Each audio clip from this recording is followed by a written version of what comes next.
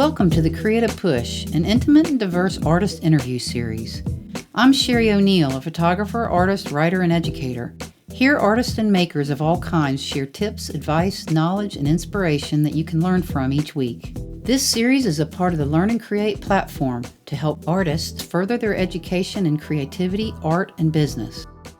Today, I want to welcome John Partipilo. He is best known for his fine art photography as a photojournalist, and probably even better known as the guy that can get the shot that nobody else can get. Tell us a little bit about you. Okay, well, I started photography at a very young age. My mother was a painter. She gave me a little Brownie Hawkeye camera when I was 9 years old, and I was going to a Catholic school. I started documenting the nuns spanking my classmates. They didn't like that too much, so they impounded my camera, took my camera away from me. They gave me the camera back, but they kept the film, which really hacked me off because I really would like to have that. But I got this big adrenaline rush off of it, and I just really got interested in it. And my mother helped me a lot too because, you know, she was a painter, so she was introducing me to books, and I was looking at the great masters. I was looking at like lighting and composition at a very early age. And I think when you're younger, you know, you really pick that stuff up. My mother was a really big influence in my work. And she was a really nice person. She talked to everybody, you know, she had a way of putting people at ease just by talking to them. I think I learned some of that from her too. I think she knew that I wasn't going to be able to handle any 8 to 5. So she started pushing me, gently nudging me into the arts. I was learning stuff from her too. She got me these photo books from Life magazine, you know, these really cool things. And she was giving me like art books. Like I was looking at the masters and what they were painting. I was learning all this when I was a kid. What is your primary source of journalism? I think I'm really good with people, and that has a lot to do with journalism because you got to get right in there with them and they have to trust you. I think one of my biggest assets is access. And most of the time I can get access into anything I want to. I've always been able to do that. Just talking to people, asking questions. One of the big things is the reason people don't get access because they don't ask. Sometimes it's that simple. I was in Franklin, all the press was outside, and I just went up to the cop and I said, hey, is there any way you can let me in there and let me photograph while they're talking to him? I mean, I'll just shoot through the window. I don't have any recording equipment or anything like that. I just want to get stills. Okay.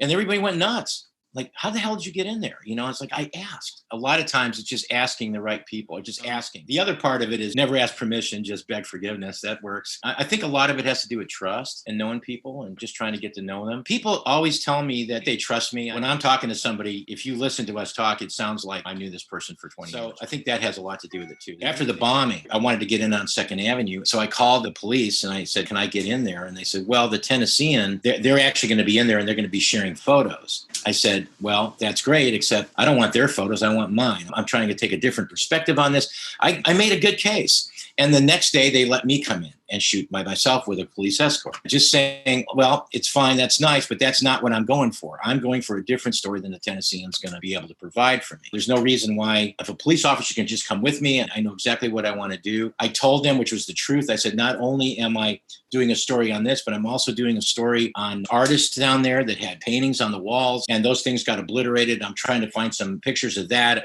Explain your technique while you're actually shooting. Actually, my technique is I don't try to think about stuff too much. I call it Zen photography. So what I do is I just observe. I just put myself in a position. I have confidence that I'm going to get something really good. And I just got to wait for it. I just relax and I don't think about it. I don't worry about it. And things pop up and I see them. That's how it works. And I never take my eyes off the subject. I'm constantly zoomed in there, really concentrating on what I'm doing, not talking and just listening and letting them do it. Now, after a while, they settle down and stuff starts happening. Things happen very quickly. You may get 1 or 2 shots and it's gone. It's why you really have to concentrate. You really have to watch your subject, keep your eye on it. They'll do something that will reveal something. You can think yourself out of a photograph. I'm serious. You really can. And you did recently switch. Are you using the Sony or are you using Fuji? Well, I'm using both. I've got Sony with my Zeiss lenses. I got the Sony A7R III, which is a full frame camera, which I love for a lot of things I use. But I also like my Fuji. I got this little tiny Fuji X100V that I just love because it's so compact and everything. And I've also got some other Fuji stuff. I got an X Pro 3. If I'm just on the street, like I'm going to be today, I've got an assignment at 3:30. I'm probably going to just use the Fuji because it's quiet, it's tiny, it's little. I don't have to mess with it too much. It's got all old school knobs and I like that. What is creativity to you? It's my life. Every day I am driven to create something. I get up in the morning and I'm like, okay, what can I shoot today? If I don't have an assignment, I'm looking for something to shoot. A lot of people say, how do you find something to shoot? A lot of times I open up a dictionary, point in a word and just go do it. I just finished a project which just got published, and it was on the Freedom Riders. I photographed them at their homes, and I also wanted to photograph them in the civil rights room at the library. I have lots of ideas. I've always got story ideas that pop in my head. What brings you inspiration? First of all, I'm only doing stuff I'm interested in doing. A lot of times, too, if I'm given a story that's kind of difficult and hard to shoot, that really drives me. I push myself to try to find different ways to do it. The other thing I do is I don't look at other people's work. I don't want to know what they're doing. I want to just concentrate, to have a fresh look. But I'm pretty much inspired every day just by the process. I love to make pictures. Do you ever get stuck? Yeah, all artists get stuck. I do something else other than photography. I have crayons and I color. I color in my coloring book, and I read. A lot of times if you're stuck, just go back to your basics. Am I making this too complicated? Usually when when I'm stuck, it means you're going on another plateau. So you just have to give yourself the space to do that. I know this sounds weird, but it's true.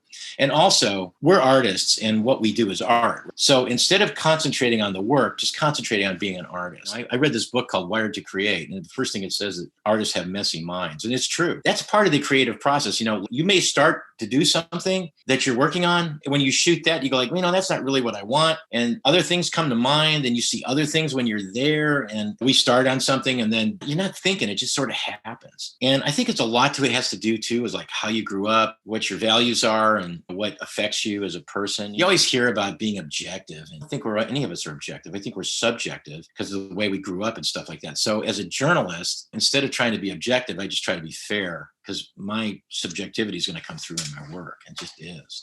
Listen to both sides if I'm doing a story, not taking anyone's side, trying not to have an opinion about that. Just listen to what they're doing and do it. Do you have any strange, weird, or odd collection? Oh, yes, I do. I've got a skull collection. Part of my skull collection, I have Tibetan beads, skull beads they're called, and they're made from bones of monks from Tibet. So I like that kind of stuff. Anything that's got a skull on it, I collect. Skeletons or skulls or anything. That's kind of a weird thing. Now people are starting to give me skulls, which is great. I get them for Christmas. I get them for birthday. Is there anything new that you would like to learn?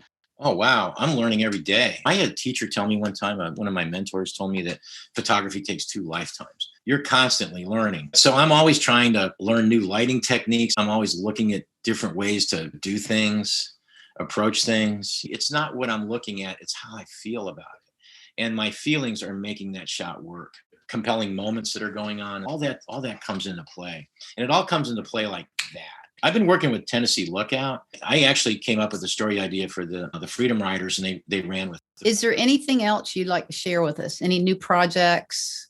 Dawn Majors, Bill Stieber, June Powell, and myself. Vanderbilt is going to let us do a show, probably sometime in August or September of this year at Scarrett. We're all going to show our sort of approaches to the pandemic. Where can people find your work? They can go to johnpartipilo.com, which is my website. You can also go to my Facebook page. I'm also on Instagram. Go to Tennessee Lookout. A lot of my work is on there as well. The Freedom Rider stuff is there, so you can look at that. I started in newspapers. I think I was working for something called the Baxter Bulletin, and I was in high school, and I was working for them. I worked for a lot of magazines and newspapers, over the years, the Arkansas Gazette. For the Tennessean, I covered the war in Iraq. I went twice in 2003 and 2004. I documented the 101st Airborne, who I was attached to. I was embedded with them. I followed them all the way to Iraq. The second time I went, we did a coming home thing. So we photographed everything they did, and then on their way back home, I documented that as well. It was quite an experience to do that. Thanks so much for doing the interview. It was great to talk to you. Thanks, John.